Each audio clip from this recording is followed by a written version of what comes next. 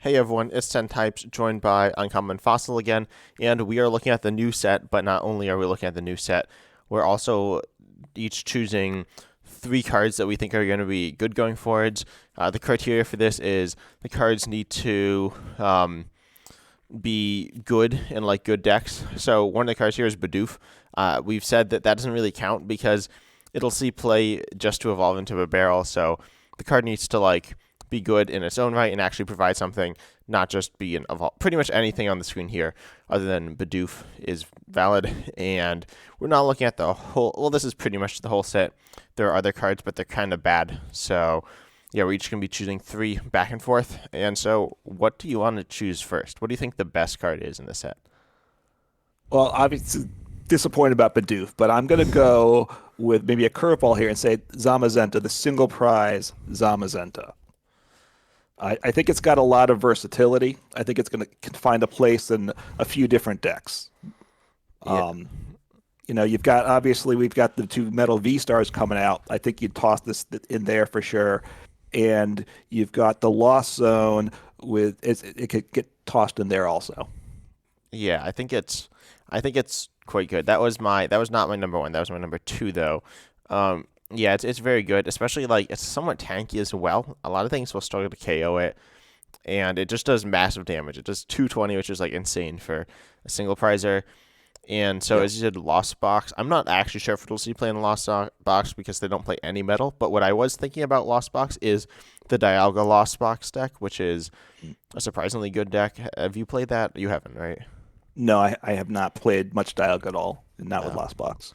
Yeah, but Dialga Lost Box it's a pretty solid deck, and with Zamzenta, it'll be like a nice addition. And the deck's like flows much better than just the straight Dialga. So I think yeah, Zamzenta is really strong. It might, and I could see why it's the best card in this set.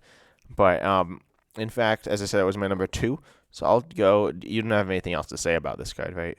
I mean, just part of it, why for what we're doing, it's versatile, right? It can go into, I think, a number of decks, so that increases the likelihood Yeah, of it yeah. being it. It does take two metal though, which is a bit iffy. It can't be like teched in super easily, but I do think it is pretty versatile. No, I mean, it's something that when rotation hits and you lose Metal Saucer and things like the old Zashi and V, it's going to drop off a lot. Yeah, and you can also play it in Lugia Archeops with Aurora. Obviously, with rotation, you'll lose Aurora energy as Yep. well, but I think it's a solid card. But I think actually a better single prizer. Oh, I pressed the wrong thing. A better single prizer is the Luxray. And I think this is more versatile and better. It's a stage two, but uh, it's really interesting with its ability explosive power, which is actually a weird ability name. I'm not sure if it'll be called that, but if it's in your hand when you're setting up, you put it as your face down active, and you don't even need any other basics in your hand. I mean, it's not a basic, so you can start this instead of a basic. And this is really good because you can just get it out. You can attack with it turn one, you're going second. Some of you may recognize this, very similar to Flame from, I don't remember what set it was, somewhere in like the early, or somewhere in like the Action Y era. But its attack, Seeking Fangs, very similar, and also it's free retreat, but 50 for one colorless, meaning you can play it in pretty much any deck. And search for two trainers, reveal them, them into your hand, shuffle your deck. The Talonflame saw play in, I believe, Greninja Break, and one of the cards that's somewhat similar to that deck is Gardevoir, and we've seen a number of interesting stage twos that haven't quite been good enough. But I think Luxray will elevate them, especially with the stage two EXs. I think this will have a lot of potential in a lot of decks. It's interesting pick. It's an interesting card. Honestly, it's not on my top list at all for At choices. all? So Wow. it wasn't. It's not in my top five. Um, I've, the concern I have is yes, you can put it, you can start it on turn to begin the game, but then how often are you going to play it so you can evolve into it? So if you're only relying on starting it, then the rest of the time it's a dead card in your hand. Like Battle So VIP Pass, which is good. well, it is, but you can also draw into Battle VIP Pass on turn one. Luxray, you can't even draw into it. It's got to be in your hand when you draw to start with. Yeah, but you can also so I think I talked about this earlier, but with like Radiant Eternatus, or you could do another Radiant, like Radiant Charizard or something, Hmm. and just have one basic Pokemon and then a bunch of stage two. So your odds of hitting it are then really high because you actually get to mulligan if it's like not in your hand, which obviously you can't mulligan if you don't have Battle VIP pass. So I think the likelihood of hitting it if you play 4 of it and say 4 of another basic is really high. I think its payoff is pretty strong and it's very versatile. Well, you can do that. If you don't have many other basics, then you can get it into play. You're still only getting one into play, probably, which isn't great. And then 50 damage is Yeah, I think you can fine, but only get one it's into not play. exciting. Um, It's not doing a lot. And then you get two trainers, which could make a huge difference. But then obviously you mulligan, your opponent Marnies, and you lose them. So, I'm not so. It's interesting. I'm not so sure it's actually going to work. so what do you think? What do you think's better than that? It's a really tricky list to choose from, I gotta say, but I'm gonna go with Zacian V Star. Continue that metal theme. And really, and this is another one between now and rotation, because obviously the old Zacian V is a great card, and this builds off of that. You'll play the Zacian V, and then once or twice, but you still have the option to evolve to the V Star, um, which is nice. If you attack with the V, rather than having to retreat out, now you can just evolve into the V Star, attack the next turn. And obviously, the V Star attack is just tremendous. 310 damage is huge. You can knock anything out that you need to. Yeah, it's like really strong. I wonder if it'll make Zacian better. Like Zacian hasn't been very good recently because it struggled. Like the damage output it has is very good, but doesn't quite get those. Obviously the V stars and V maxes, and then its HP is just usually getting one shot, so it trades negatively. But I'm looking at the HP of this at 270, and I think that's really good as well. And I think that actually is, in my opinion, a bigger improvement. Obviously, the damage is a bit lower, but not a big deal, and it also hits through effects, so that's kind of cool. But like, then you have all this HP, so you can actually survive a hit a lot of the time, and I think that's really important. Yeah, I mean the idea, part of the old Zacian V was the Intrepid Sword ability, where you draw 3 cards and you can accelerate some to it if you want. So you'll still have that ability to go back to.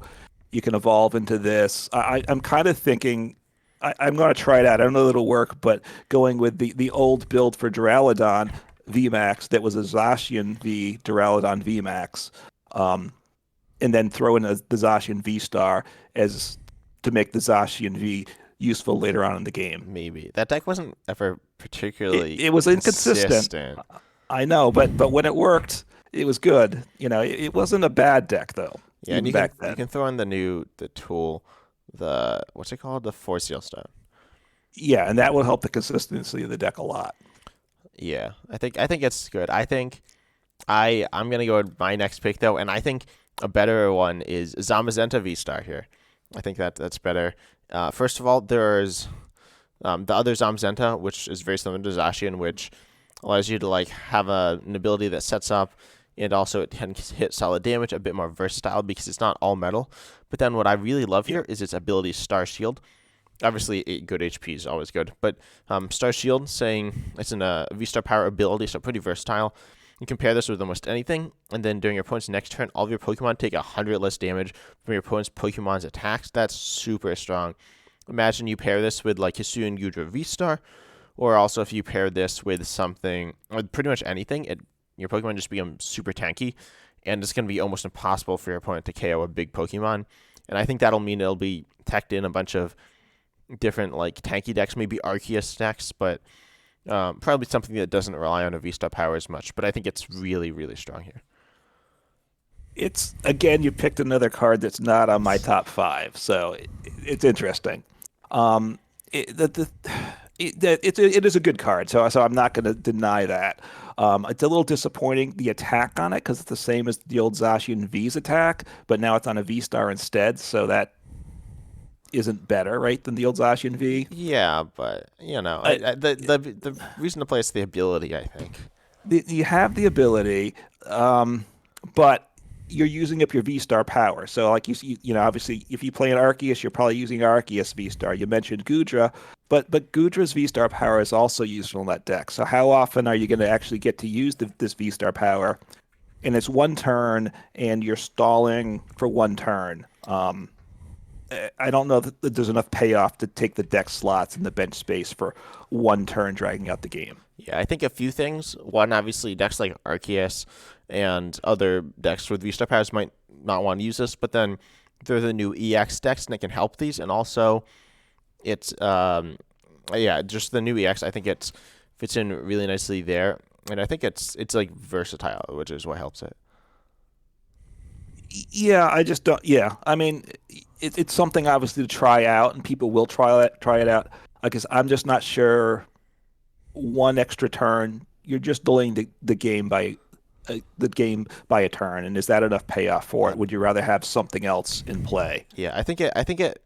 A really nice thing is that it protects all your Pokemon, kind of like Fantina as well. You could combine these Hmm. two together, and then that means that your opponent can't like gust. So one of the big problems with Hisuian Guja V-Star is your opponent gusting around it, and Yeah. this like just stops that, and a lot of other things. You can set up something big and then use this, and then you're much safer. So I think it's nice. Yeah, it's what you're saying makes sense. We'll see how it actually pans out. But so what's your last one here then? The last one is what I think is probably the most interesting card here, which is Radiant Eternatus. Um, with its ability, you might not necessarily ever attack with it. You could in a Lost Zone with Mirage Gate if you have those energies, but right, the climactic gate, when you play this Pokemon from your hand onto your bench during your turn, you may search your deck for the two Pokemon VMAX, put them onto your bench, then you shuffle your deck and your turn ends. So getting two VMAXs into play directly without having to play down the V first opens up a lot of options, I think. Yeah, it does. But my question is, what do you play it with? Like, I don't think there are any decks that what they need is their VMAX in play, but then they can like sacrifice a turn to get that. I don't maybe a toolbox style deck, but then you're just wasting turns, and I feel like it's just not worth it. Yeah, I mean, I think the idea of some type of a toolbox deck where you have multiple VMAXs in it, and depending on what the matchup is, you can get those into play. It's yeah. I mean, the problem is you are using up a turn, and that's obviously the big problem to it. And you're not getting energy attached to those VMAXs that turn also. Whereas if you played the V and then evolved the VMAX, you'd have at least a turn to get an energy down if you wanted to. But you're getting two down at one time. Obviously, getting like Duraludon VMAX, that's one obvious one at this point. Um, People are going to try it out. I'm not sure if it's going to work or not. It is a bit of a chance on me, which is why I reserved it for last. But I think it opens up interesting play options, and people are going to try it out. Yeah, I think that's fair. I also didn't realize its stats were so good. With doing 200 damage and 170 HP is very solid. Yeah. But I don't know. I think Drowdon's the obvious one, but I don't really think there are any others that you'd really want to use. If there's some way to like, I don't know, some Pokemon that just gets a really nice benefit from like being in play or something like that, I think it's okay, but I don't think it adds enough.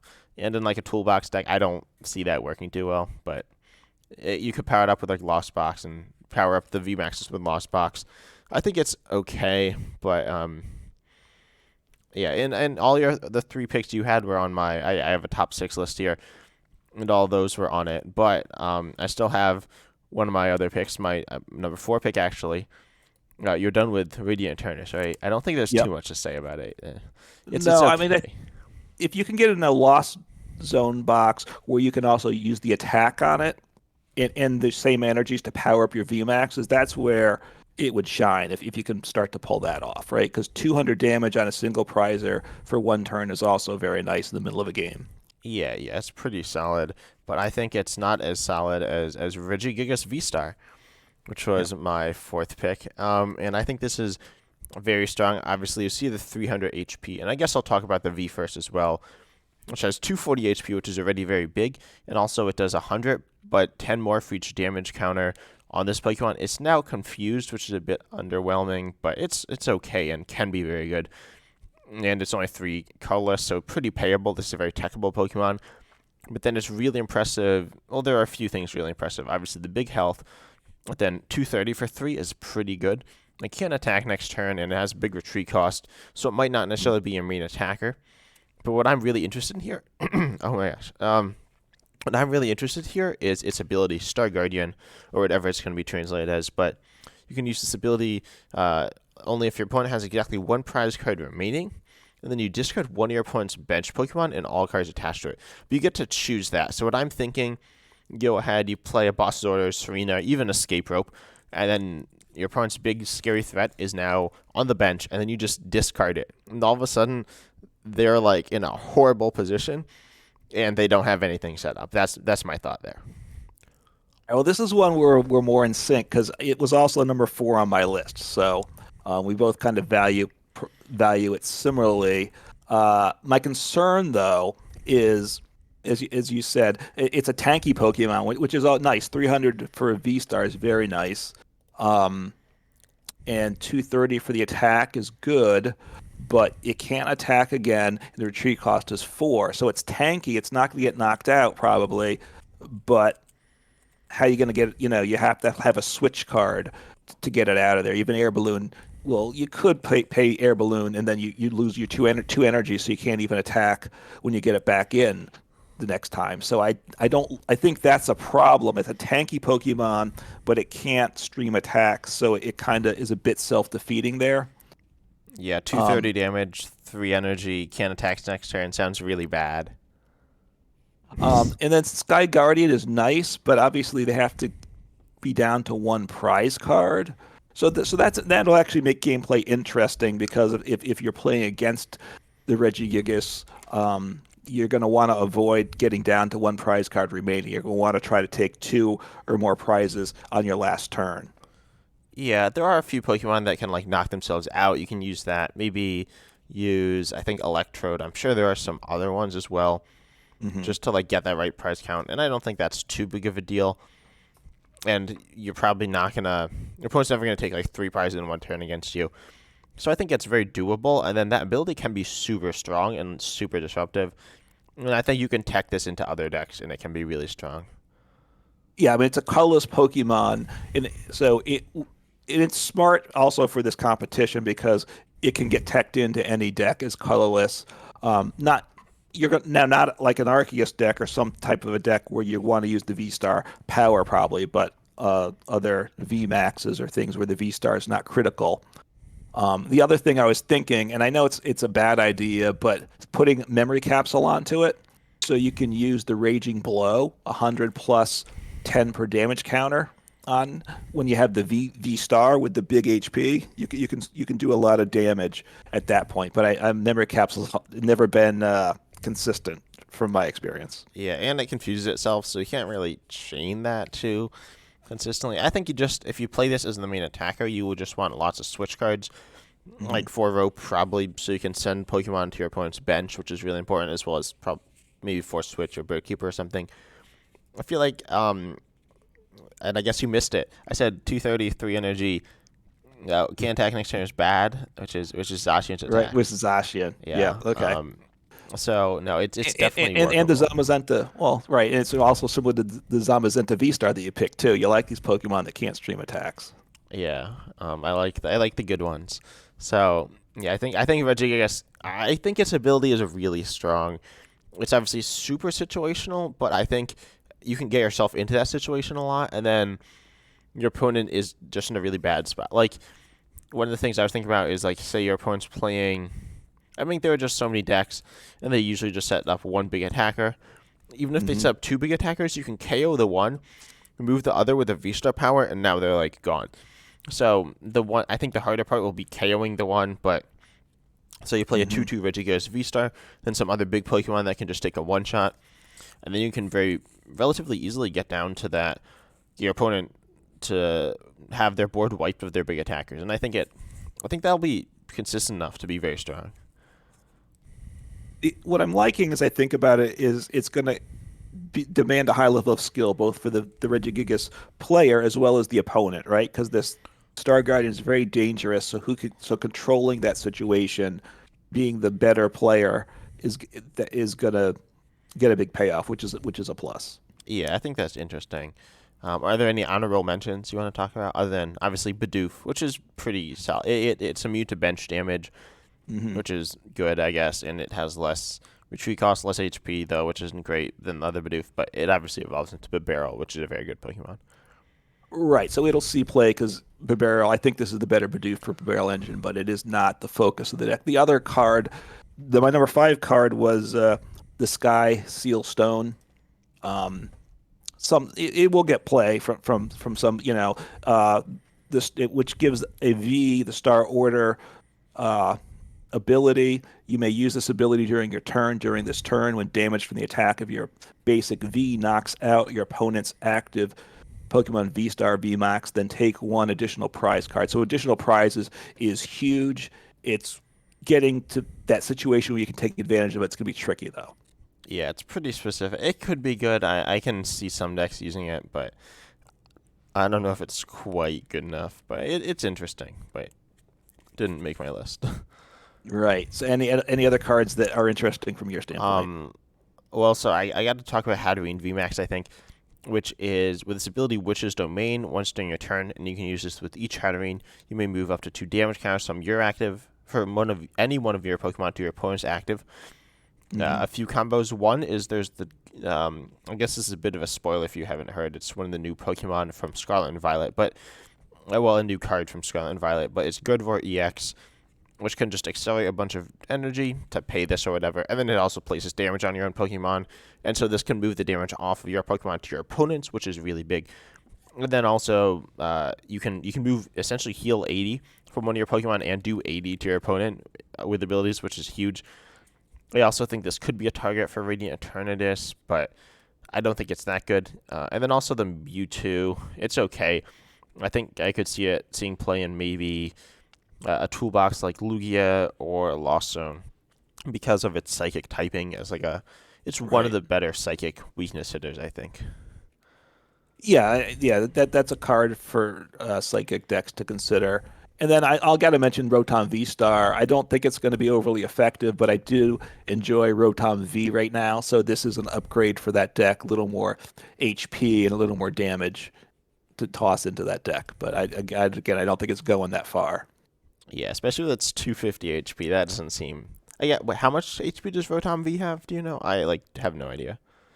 It's a good question. Let me check real quick. I, th- I don't. I think it's kind of low. So, I think it is low. Also, it's 190. So, mm. it- 60 so, more so you, HP you're is solid. getting. Yeah, I mean, it takes it out of being. It's hard to one shot. From it's meaningful the bump, but it's still obviously weak for a V Star. Yeah, but I'd say there are. You said the set's bad. I don't think the set's that bad. I mean, okay, it's a mini set, so it's obviously not that good. It doesn't have anything massive, but I think this set still has some reasonably strong cards. Yeah, but in terms of like competitive decks at online and IRL tournaments, I think it's possible that like none of these cards are really very present in the top decks too. Maybe. I think one thing to know actually, Zamazenta has already seen. I mean, competitive play is a bit of a vague term, but Zamazenta has already seen competitive play in recently. I think was in a regional winning deck. I don't something like that. It just did in like a Lost Zone toolbox deck, I believe. The Zamazenta saw play because its ability to just hit really hard. Obviously, its weakness that it hits isn't that good right now, but it's a pretty solid card, and it did well. Look, they're new options, and that's always a plus. So, and right now with these cards in, we're at that maximum pool of cards to choose from. So it's a fun time, right? The more options, the better. Yeah, unless the only option's Lugia, like on Pokemon TCG Live.